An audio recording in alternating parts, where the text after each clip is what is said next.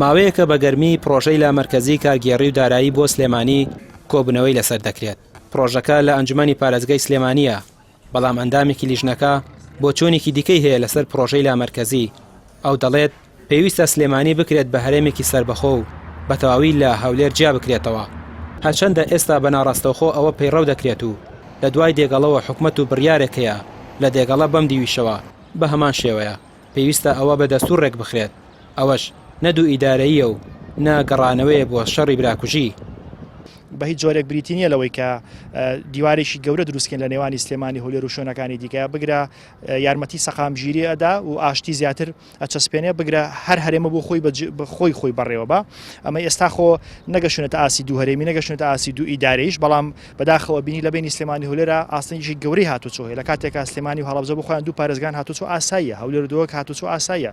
واتە ئەمە جۆر ئێستا لەو دیوی دێگەڵەوە حکومڕانیە کە لەم دیوی دێگەڵە حکومڕانیە کە بەڵام ئەمە ئێمە بە سیستەمێکی کە یارمەتی سەقامگیری بکارڕێکی خین و بێگومان یارمەتی دۆخەکەدا و یارمەتی خۆبەڕێوەبەری ئەدا و پێم وایە ئەمە سیستەمێکی پێشکەوتووە بەعکسەوە ئەمە هەموو ئەوانی لە ڕاستیە کە ئەیانەوە گرفت ئەرقەلە بۆ ئەمە دروستکەن باسیەوەکەن کە ئەو ئەمان بابەرە و شەڕی براکوژینا بە هیچ جۆرێکەوە یارمەتی سەقامگیری و یارمەتی چەسپاندنی پایەکانی عەدالەتەدا. لیژنەی لا مرکزی پارێزگای سلێمانی تا ئێستا چەندین کۆبنەوەی لەگەڵ لانە سیاسی و کەساتیەکان ئەنجام داوە. ئێستا پرۆژەکە لە قۆناغی نووسینەوەدایە، بەڵام ماوەی زیاتر لە هەفتەیەکە بێدەنگی لێکراوە. سەرۆکی لیژنەکە دەڵێت پرۆژەکە نەوەستەوە و زیاتر لە 40 کاتژمێرکاری تێدا کراوە. لە ئێستاشا سەرقاڵی نووسینەوەی ڕەشنووسی پرۆژەکەن و دواتر لەگەڵ لایەنەکان گفتوگۆی لەسەر دەکەن.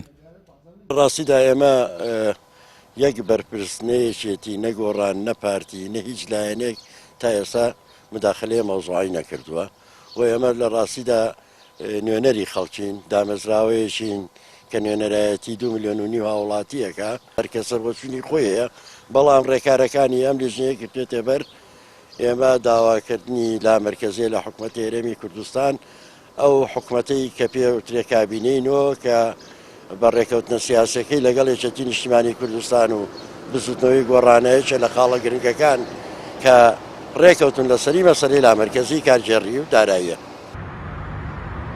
ئەوە یەکەم جار نییە بابەتی لا مرکزی سلێمانی کاری لەسەر بکرێت و پێشتریش هەوڵی بۆ دراوە، بەڵام دواتر بێدەنگی لێکراوە.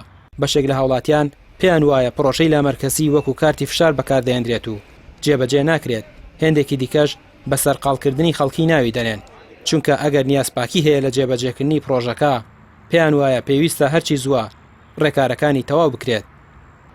ڕامیار عوسمان، کەناڵی پێام، سلێمانی.